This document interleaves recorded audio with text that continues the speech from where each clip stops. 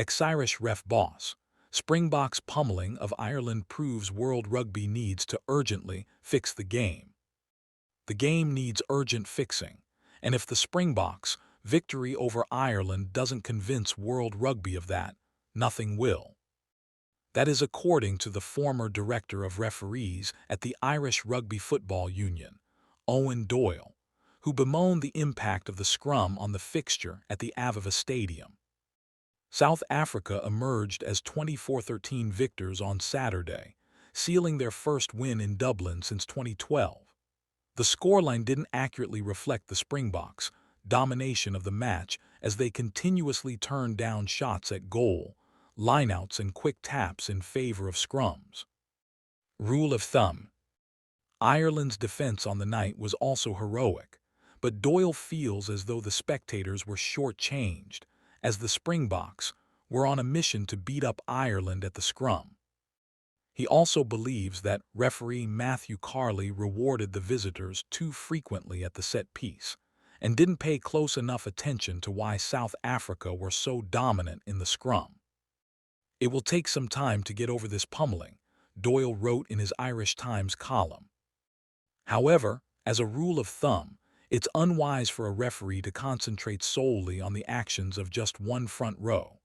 The Irish coaches will look closely at the angles of Malcolm, Marks, and his tight head prop Thomas du Toit. Carley should have given them some attention as it's an impossibility that they were squeaky clean throughout.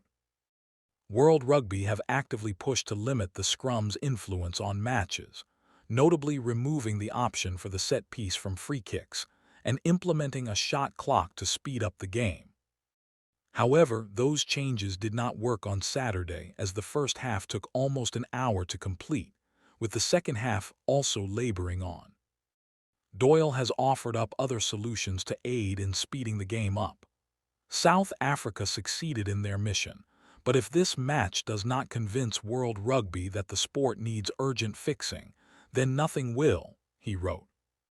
Leaving things as they are, just finding ways of reducing the number of scrums in the hope that all will be well, is proving to be a mistake. There are potential solutions, such as limiting the distance a scrum can advance and requiring the ball to come out once it reaches the number 8's feet. And of course, getting the props to support their own body weight. When Finlay Bealham joined the fray, his feet were so far behind him that the moment scrum pressure came on, he pancaked flat to the floor. There's little doubt that Andrew Porter is a marked man, but he is still inclined to turn inward or to set up incorrectly. Springboks are hard to like.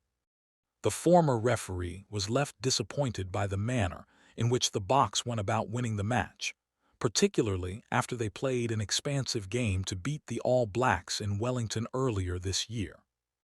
The sad thing about this display was that we've recently watched the Springboks playing some great rugby, combining dominance up front with very swanky back play, he added.